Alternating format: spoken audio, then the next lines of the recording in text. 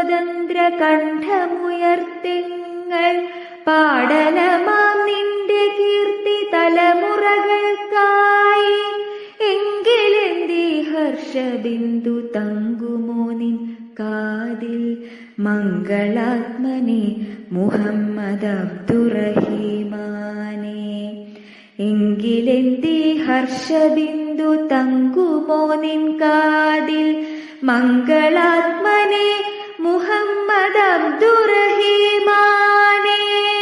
മുഹമ്മദ് അബ്ദുറഹിമാൻ സാഹിബ് 47 വയസ്സുവരെ മാത്രമേ ജീവിച്ചുള്ളൂവെങ്കിലും അസാധാരണമായ ആവിഷ്കാര സാധ്യതകളും മനോഹരമായ നേതൃപാടവവും വ്യക്തിത്വത്തിൽ ഒരുമിച്ച മലയാള മണ്ണിന്റെ പ്രിയ നേതാവ്. ചുരുങ്ങിയ കാലം കൊണ്ട് അതിസാഹസികമായ വഴികളിലൂടെ മുന്നേറിയ പരിഷ്കർത്താവ്, സ്വാതന്ത്ര്യ സമര നായകൻ. കേരളം കണ്ട ഏറ്റവും വലിയ സാമ്രാജ്യത്വ വിരോധി എന്നാണ് ന്യൂ ഏജ് വാരിക മുഹമ്മദ് അബ്ദുറഹിമാൻ സാഹിബിനെ വിശേഷിപ്പിച്ചത്. അഴീക്കോട്ടെ സമ്പന്ന കുടുംബമായ കറുകപ്പാടത്ത് പുന്നക്കച്ചാലിൽ അബ്ദുറഹിമാന്റെ മൂത്ത മകനായി 1898 ജനിച്ച മുഹമ്മദാണ് പിന്നീട് ഇസ്ലാഹി നവോത്ഥാന മുന്നേറ്റത്തിനും ഇന്ത്യൻ സ്വാതന്ത്ര്യ സമര ചരിത്രത്തിലും നിറഞ്ഞു നിന്ന മുഹമ്മദ് അബ്ദുറഹിമാൻ സാഹിബ് ആയത്. കൊടുങ്ങല്ലൂർ സർക്കാർ ഹൈസ്കൂളിൽ പഠിച്ച് അറബി ഭാഷയിലും മതകാര്യങ്ങളിലും അടിസ്ഥാന വിജ്ഞാനം നേടി. മതവിഷയങ്ങൾ കൂടുതൽ ആഴത്തിൽ പഠിക്കാൻ തമിഴ്നാട്ടിലെ വാണിയമ്പാടി മദ്രസ ഇസ്ലാമിയയിൽ ചേർന്നു. അവിടെ വെച്ചാണ് മുഹമ്മദ് എന്ന പേരിനൊപ്പം പിതാവിന്റെ പേരുകൂടെ ചേർത്ത് മുഹമ്മദ് അബ്ദുറഹിമാൻ ആയത്. പിൽക്കാലത്ത് ചരിത്രം ആ നാമം അതിന്റെ താളുകളിൽ ഏറ്റുവാങ്ങി. കോഴിക്കോട് മലബാർ ക്രിസ്ത്യൻ കോളേജിൽ ജൂനിയർ FA ക്ലാസ്സിൽ പഠിക്കുമ്പോൾ തന്നെ സാമൂഹ്യ പരിഷ്കരണ ചിന്ത അദ്ദേഹത്തിൽ നാമ്പെടുത്തിരുന്നു. ആ ചിന്തയിൽ നിന്നാണ് കൊച്ചിൻ മുസ്ലിം എഡ്യൂക്കേഷണൽ സൊസൈറ്റി രൂപീകൃതമായത്. കുട്ടികളെ പള്ളിക്കൂടത്തിൽ അയക്കേണ്ടതിന്റെ അനിവാര്യത രക്ഷിതാക്കളെ ബോധവൽക്കരിക്കലായിരുന്നു സൊസൈറ്റിയുടെ പ്രധാന ലക്ഷ്യം. കോഴിക്കോട് ബാസൽ മിഷൻ കോളേജിൽ നിന്ന് ഇന്റർമീഡിയറ്റ് പാസായി മദിരാശി പ്രസിഡൻസി കോളേജിലെത്തിയപ്പോഴാണ് സാഹിബ് ദേശീയ പ്രസ്ഥാനത്തിൽ ആകൃഷ്ടനായത്. മൗലാന അബ്ദുൽ കലാം ആസാദിന്റെ ജീവിതത്തിലും രചനകളിലും ആകൃഷ്ടനായ ആ വിദ്യാർത്ഥി പഠനം ഉപേക്ഷിച്ച് സമൂഹത്തിലേക്ക് ഇറങ്ങുകയായിരുന്നു. കെ മാധവൻ നായരോടൊപ്പം 1920 ഡിസംബറിൽ നാഗ്പൂരിൽ നടന്ന AICC സമ്മേളനത്തിൽ പങ്കെടുത്തു. അന്ന് മുഹമ്മദ് അബ്ദുറഹിമാന്റെ പ്രായം വെറും 22 വയസ്സ് മാത്രമായിരുന്നു. നാഗ്പൂർ സമ്മേളനത്തിനു ശേഷം 1921 ഏപ്രിൽ 29 ഒറ്റപ്പാലത്ത് നടന്ന ഖിലാഫത്ത് കോൺഗ്രസ് സമ്മേളനത്തിൽ പങ്കെടുത്തു. 1921 മലബാർ കലാപത്തിൽ സമൂഹമനുഭവിച്ചുകൊണ്ടിരിക്കുന്ന ഭീകരമായ സാമൂഹികാവസ്ഥ കേരളത്തിന് പുറത്തെത്തിച്ചത് മുഹമ്മദ് അബ്ദുറഹിമാൻ ആയിരുന്നു. 1923 ആഗസ്റ്റ് 9 ജയിൽ മോചിതനാവുമ്പോൾ അങ്ങേയറ്റം ക്ഷീണിതരായിരുന്നുവെങ്കിലും വിശ്രമിക്കാനൊരുങ്ങാതെ തന്റെ സമരഭൂമിയായ കോഴിക്കോട്ടേക്ക് സാഹിബ് വണ്ടി കയറി. അവിടെ എത്തിയ ദിവസം തന്നെ കലാപബാധിത പ്രദേശങ്ങളിലേക്ക് ഓടിയെത്തി. വിധവകൾ, അനാഥകൾ, വൃദ്ധരായ മാതാപിതാക്കൾ, നശിപ്പിക്കപ്പെട്ട കൃഷിയിടങ്ങൾ.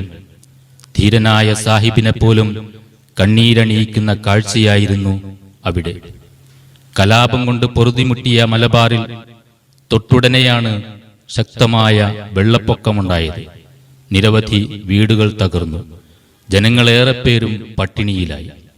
സഹപ്രവർത്തകരോടൊപ്പം സാഹിബ് കോഴിക്കോട്ടെ വീടുകളിലും കടകളിലും കയറി ചെന്ന് വസ്ത്രങ്ങളും ഭക്ഷണവും പണവും ശേഖരിച്ചു. കോൺഗ്രസിന്റെ കേന്ദ്ര നേതാക്കളെ വിഷയം ധരിപ്പിച്ചു. ഗാന്ധിജി മലബാർ റിലീഫ് ഫണ്ട് രൂപീകരിച്ചു. സാഹിബടക്കം 5 പേരെ ദുരിതാശ്വാസത്തിന് ചുമതലപ്പെടുത്തി. കാക്കിനാടയിൽ ചേർന്ന കോൺഗ്രസ് സമ്മേളനത്തിൽ മലബാറിലെ സംഭവങ്ങൾ കോർത്തിണക്കി ഹൃദയസ്പർശിയായി അവതരിപ്പിച്ച സാഹിബിന്റെ പ്രസംഗം ലോകമെങ്ങും ഫലങ്ങളുണ്ടാക്കി. സമ്മേളനത്തിനെത്തിയ സമ്പന്നരായ കോൺഗ്രസുകാർ സാഹിബിനോടൊത്ത് വിശദമായി സംസാരിച്ചു. മലബാറിലെ സ്ഥിതി ബോധ്യപ്പെട്ട അവർ സഹായം വാഗ്ദാനം ചെയ്തു. ആ കൂടിക്കാഴ്ചയാണ് JDT അനാഥശാലയെന്ന് പിൽക്കാലത്ത് വിശ്രുതമായ പ്രസ്ഥാനത്തിന് വിത്തുപാകിയത്. അൽ അമീൻ നിർവഹിച്ച ധർമ്മം സ്വാതന്ത്ര്യ സമര പ്രവർത്തനങ്ങൾക്ക് വലിയ ഊർജമായിരുന്നു. 1924 ഒക്ടോബർ 12-നാണ് അൽ അമീൻ പ്രസിദ്ധീകരണം ആരംഭിച്ചത്.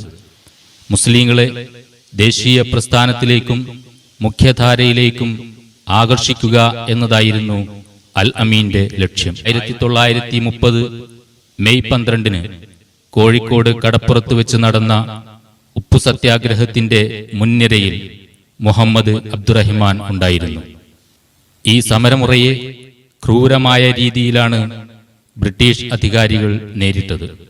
മുഹമ്മദ് അബ്ദുറഹിമാനെയും സഹപ്രവർത്തകരെയും ആമു സൂപ്രണ്ടിന്റെ പോലീസ് മൃഗീയമായി തല്ലിച്ചതച്ചു. അവരെ കൂട്ടത്തോടെ ജയിലിലടച്ചു. NP ഭട്ടതിരിപ്പാട് ഈ സംഭവത്തെ ഇങ്ങനെ അനുസ്മരിച്ചിട്ടുണ്ട്. കേരള സിംഹമാം അബ്ദുറഹ്മാന്റെ വീരഖണ്ഡത്തിലും ലാത്തി ചാർത്തിയ ആ മുഴുമുട്ടാള പോലീസ് സൂപ്രണ്ട് ആമു സാഹിബിന്റെ നാടാണ് കേരളം. ഉപ്പു സത്യാഗ്രഹ അറസ്റ്റിൽ 1930 ജൂലൈ 6-ന് ജയിലിൽ കിടന്ന് അൽ അമീനിൽ അദ്ദേഹം ഇങ്ങനെ എഴുതി: മാതൃരാജ്യത്തിനു വേണ്ടി സർവസ്വവും ബലികഴിച്ച് ജീവത്യാഗം ചെയ്യേണ്ടത് യഥാർത്ഥ മുസ്ലിങ്ങളുടെ ബാധ്യതയാണ്. വൈദേശിക ദുർബോധത്തിനു മുന്നിൽ ജീവനുള്ള കാലത്തോളം തലകുനിക്കുകയില്ല. 1932 തിരൂർ ഫർക്കയിൽ നിന്നും വൻ ഭൂരിപക്ഷത്തിൽ വിജയിച്ച് ഡിസ്ട്രിക്ട് ബോർഡിലെത്തി. മുഖം നോക്കാതെ ആദർശം തുറന്നു പറഞ്ഞ സാഹിബ് അവകാശങ്ങളും ആനുകൂല്യങ്ങളും ജനങ്ങൾക്കെത്തിക്കുന്നതിലും മുഖം നോക്കിയിരുന്നില്ല. 40-ാം വയസ്സിൽ 1938 മുഹമ്മദ് അബ്ദുറഹിമാൻ KPCCയുടെ പ്രസിഡന്റായി തെരഞ്ഞെടുക്കപ്പെട്ടു. 39-ലും 40-ലും വിജയം ആവർത്തിച്ചു. കെട്ടുറപ്പുള്ള സംഘടനാ പ്രഭാവത്തിലേക്ക് കോൺഗ്രസിനെ നയിക്കാൻ സാഹിബിന്റെ നേതൃഗുണത്തിന് സാധിച്ചു. EMS നമ്പൂതിരിപ്പാട് ഒരു തവണ സാഹിബിന്റെ കീഴിൽ ജനറൽ സെക്രട്ടറിയായിരുന്നു.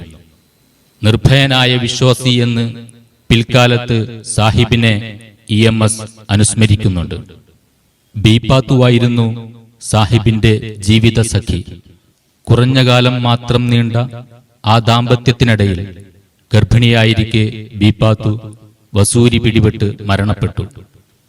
അവളെ സ്വർഗത്തിൽ വെച്ച് കണ്ടുമുട്ടാം എന്ന് സുഹൃത്തുക്കളോട് പറഞ്ഞ് 2ാം വിവാഹത്തിൽ നിന്ന് സാഹിബ് ഒഴിഞ്ഞുമാറി. 1940 ജൂലൈ 3 മുതൽ 62 മാസം സാഹിബ് ജയിലിലായിരുന്നു. കഠിന മർദ്ദനങ്ങൾക്ക് വിധേയമായ കാലമായിരുന്നു അത്. ജയിൽ മോചിതനായ സാഹിബിന് അധികകാലം ജീവിക്കാനുമായില്ല. 1945 നവംബർ 23 സാഹിബിന് മുക്കത്തിനടുത്ത കൊടിയത്തൂരിൽ പ്രഭാഷണം. തിങ്ങി നിൽക്കുന്ന സദസ്സിനോട് ആ വീരപുത്രൻ പറഞ്ഞു: ഞാൻ പറയുന്നത് നിങ്ങൾ അനുസരിക്കണമെന്ന് ഞാൻ പറയുന്നില്ല. ദൈവവചനമായ ഖുർആനും നബിവചനങ്ങളും മാത്രം നോക്കി നടക്കുക. അയൽവാസികളായ ഹിന്ദുക്കളോട് ഒരിക്കലും നിങ്ങൾ ശത്രുതയിൽ വർത്തിക്കരുത്. 1945 നവംബർ 23 കൊടിയത്തൂരിലെ വമ്പിച്ചൊരു പൊതുയോഗത്തെയാണ് സാഹിബ് അവസാനമായി അഭിസംബോധന ചെയ്തത്. 2 മണിക്കൂർ നീണ്ടുനിന്ന ആ പ്രസംഗത്തിൽ മതമൈത്രിയുടെ ആവശ്യകതയ്ക്കാണ് അദ്ദേഹം ഊന്നൽ കൊടുത്തത്. യോഗാനന്തരം സ്ഥലത്തെ പൗരമുഖ്യനായ കുട്ടി ഹസൻ അധികാരിയുടെ വീട്ടിൽ നിന്ന് ഭക്ഷണം കഴിച്ചിറങ്ങിയ ആ കർമ്മയോഗി മരണത്തിന്റെ മാറിൽ എന്നേക്കുമായി തലചായ്ച്ചു. സംഭവം കഴിഞ്ഞ് പ്രസംഗം കഴിഞ്ഞ് ഇവിടെ അമീറിന്റെ ബാപ്പന്റെ വീട്ടിൽ വന്ന് അവിടുന്ന് ചായ കുടിച്ച് കോഴി പൊരിച്ചതും പത്തിരിയും ഒക്കെ എല്ലാ ഭക്ഷീരും എടുത്തിട്ട് കൊടുത്ത് അങ്ങനെ 10-20 ആളും മൂപ്പനും ചായ കുടിച്ച് ഇറങ്ങി. പിന്നെ എല്ലാവരോടും പ്രസംഗത്തിന് വരാനും മനാശീരിന് പ്രസംഗിച്ച് കാണാനും ഒക്കെ പറഞ്ഞ് എല്ലാ സന്തോഷവും പറഞ്ഞ് ഇറങ്ങി. പോകുമ്പോൾ അന്നാടെ പഠിപ്പരുണ്ട്. ആ പഠിപ്പരയിൽ നിങ്ങൾ പിരിഞ്ഞിങ്ങായിട്ട് പറഞ്ഞു ഇനി ഏതായാലും വരാൻ അള്ളാഹു തൗഫീഖ് ചെയ്യട്ടെ, അന്നപ്പം വന്നിട്ട് നമ്മൾ പറയട്ടെ ഒന്നും പറഞ്ഞ പഠിപ്പരയിലാണ് ഇറങ്ങി. കേരള രാഷ്ട്രീയത്തിൽ ഒരു യാഗാശ്വത്തെ പോലെ മുന്നോട്ട് നീങ്ങിയ ധീരാത്മാവായ മുഹമ്മദ് അബ്ദുൾ റഹ്മാന് ജീവിതം എന്നും സമരമായിരുന്നു. അനീതിക്കെതിരെ, അസത്യത്തിനെതിരെ, അടിമത്തത്തിനെതിരെയുള്ള നിരന്തരമായ സമരം. സമരത്തിന്റെ ഫലത്തിലല്ല, സമരത്തിലായിരുന്നു ആ യോദ്ധാവിന്റെ ശ്രദ്ധ മുഴുവൻ. കോഴിക്കോട്ടുള്ള കണ്ണമ്പറമ്പ് പള്ളിയിലെ ശ്മശാനത്തിൽ കേരളത്തിന്റെ വീരപുത്രനായ മുഹമ്മദ് അബ്ദുൾ റഹ്മാൻ അന്ത്യവിശ്രമം കൊള്ളുന്നു.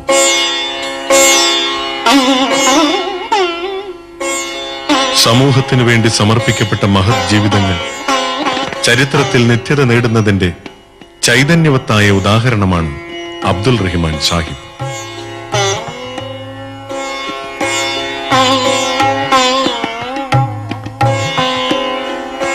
അബ്ദുൾ റഹ്മാന്റെ സൗവർണ സ്മൃതികളിലേക്ക് ഒരു ജനതയുടെ മനസ്സിന്റെ വാതായനങ്ങൾ തുറന്നുകൊണ്ട് കേരളത്തിലുടനീളം ചെറുതും വലുതുമായ എണ്ണമറ്റ സ്മാരകങ്ങൾ തല ഉയർത്തി നിൽക്കുന്നു.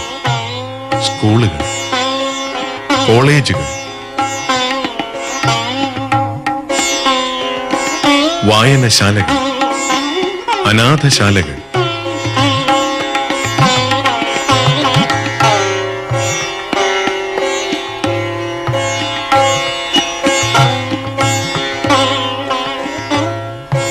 എന്തിനേറെ അബ്ദുൾ റഹ്മാൻ നഗർ ഗ്രാമപഞ്ചായത്ത് എന്ന പേര് സ്വീകരിച്ചുകൊണ്ട് ഒരു ഗ്രാമം തന്നെ അദ്ദേഹത്തിന്റെ സ്മൃതികളിൽ ധന്യത നേടുന്നു. ആ മഹിതാത്മാവിന്റെ ഇതിഹാസ തുല്യമായ ജീവിതം വരും തലമുറയ്ക്ക് പ്രചോദനമാകുമെന്ന് ദീർഘദർശനം ചെയ്ത് പ്രശസ്തരുടെയും അപ്രശസ്തരുടെയും തൂലികകൾ അദ്ദേഹത്തിന്റെ ജീവചരിത്രം ആവേശപൂർവ്വം എഴുതുകയുണ്ടായി. സാഹിബിന്റെ വേർപാടിൽ വേദനിച്ച കവിഹൃദയങ്ങൾ അദ്ദേഹത്തിന്റെ അവദാനങ്ങൾ മതിമറന്ന് ആലപിച്ചുകൊണ്ട് തങ്ങളുടെ നോവുകളെ സാഹിത്യ ചരിത്രത്തിലെ നക്ഷത്രങ്ങളാക്കി മാറ്റി.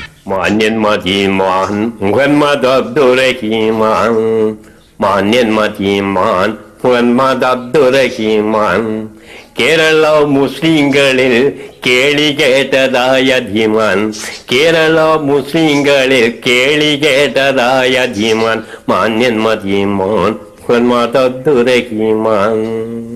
കണ്ണൂരി ജയിലിലാദ്യം കാടുവെച്ചതീ റഹിമാൻ, കണ്ണൂരി ജയിലിലാദ്യം കാടുവെച്ചതീ റഹിമാൻ, മാന്യൻ മതിമാൻ മുഹമ്മദ് അബ്ദുറഹിമാൻ.